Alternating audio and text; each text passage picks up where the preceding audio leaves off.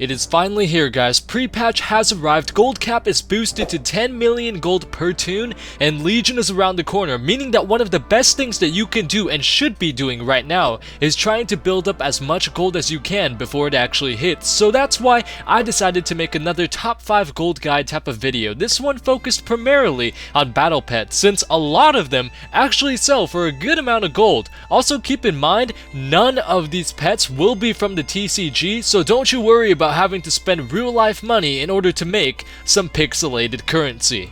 Coming in at number 5, we have the Emerald Whelpling, going for 20,000 gold on my server right now, but which has an average buyout price of 15,000 gold across all servers. This pet can be farmed really easily. All you need is to go to Feralis, head to this area right here, which is one of the gateways to the Emerald Dream, and find some noxious whelplings and basically nuke them down. This is one of those farming areas that will not require you to use the server hop add-on, since there are just so many of these damn whelplings that after you make your path from one end to the other trying to hunt down all of these things, by the time you can return to the spot of where you initially began to farm, they will pretty much all have respawned. Also, you can pretty much stay in this area as well. This is the bulk of where these NPCs actually are located, and they do respawn pretty damn fast that you don't really need to go to the other side of this island type of thing, I guess. Now, I do recommend that you come here on a hunter. These guys, although there's a good number of them, are pretty damn spread out, so it'd be a huge pain to try to farm these on a melee toon, especially one that might not have too much mobility. And also the Track Dragonkin feature on hunters can also come in handy in case for whatever reason you're having trouble trying to spot them, or they're hidden under or over a cliff. Now, since you can repetitively farm these guys on end for countless hours until you feel as though your Cheeto-stained fingers need a break, it should be noted that the drop rate on the Whelpling is pretty low, but also not too low. It comes in at 0.9%, which is honestly pretty good for farming something that has a world drop. But if you guys are the impatient type that can't stand farming for hours on end at the chance of a pet, you might not want to give this guy a go. Next at number 4, we have the Track Hatchling, currently going for nearly 20,000 gold on my server, and which has an average buyout price of 18,879 gold.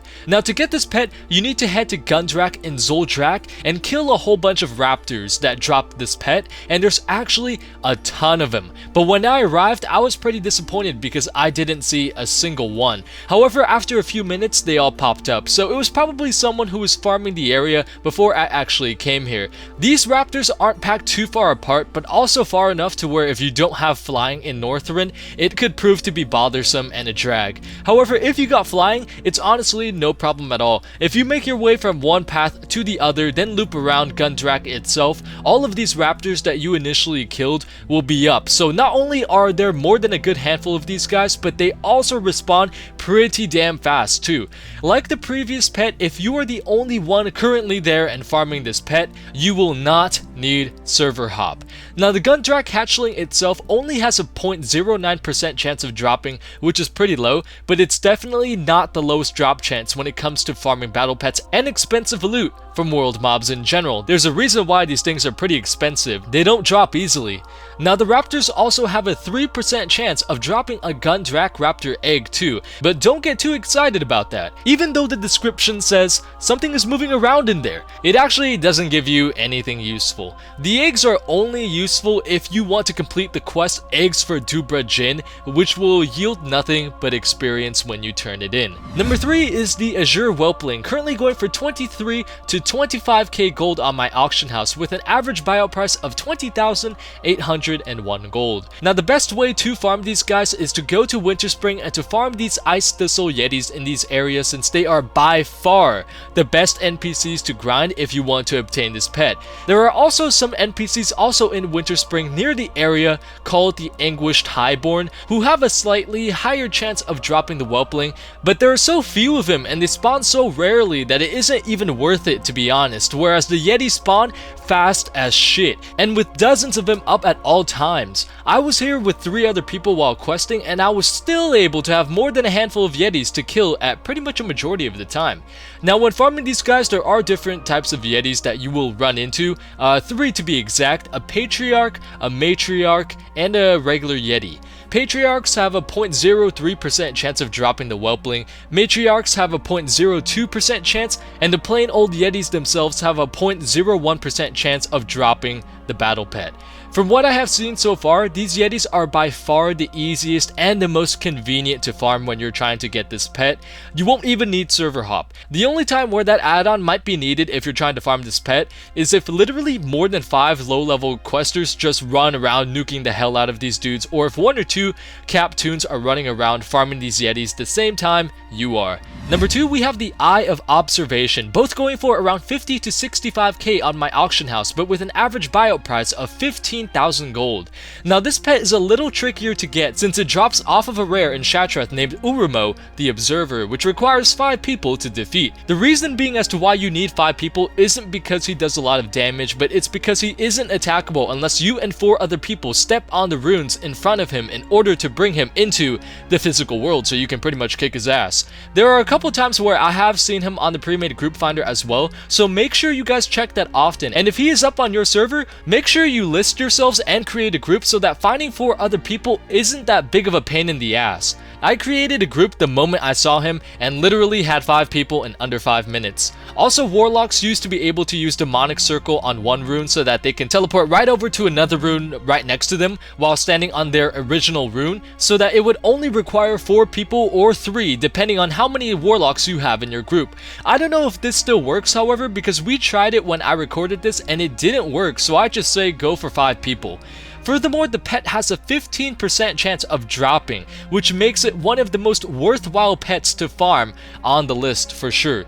15%, that's pretty damn good, especially for the price that it's going for. Worth a good amount of money, easy to get. Only downside is you need 5 people, but unless you are a vampire trying to do this shit at like 3 in the damn morning when everyone's freaking sleeping, you should have absolutely no problem finding others to kill him. Number 1, we have the Seaborn Spore, a pet that is a bit more convenient to farm, but also a bit more annoying to farm as well. It's annoying in the sense that if you actually despise doing battle pets itself, the grind might drive you insane, but it's also more convenient in the sense that you will have absolutely no competition when you try and farm this pet, since you aren't farming mobs in an open world.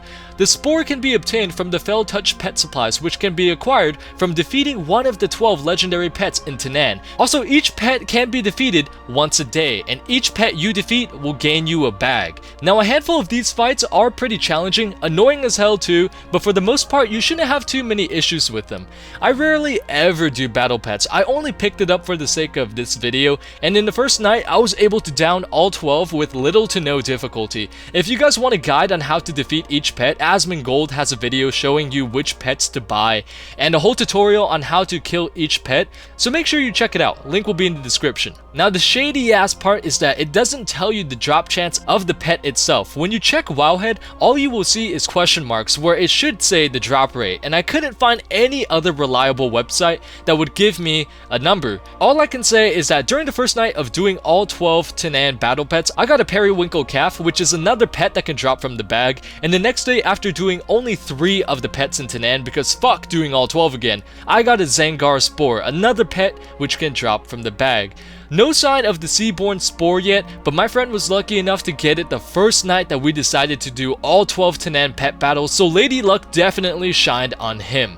The pet has an average buyout price of 24,496 gold, but on my auction house, the prices are as high as some dude who injects bath salts on the daily. As you can see, it's at 80k at level 25 and 60k at level 1. Whether they will sell at the price or not is a different question entirely.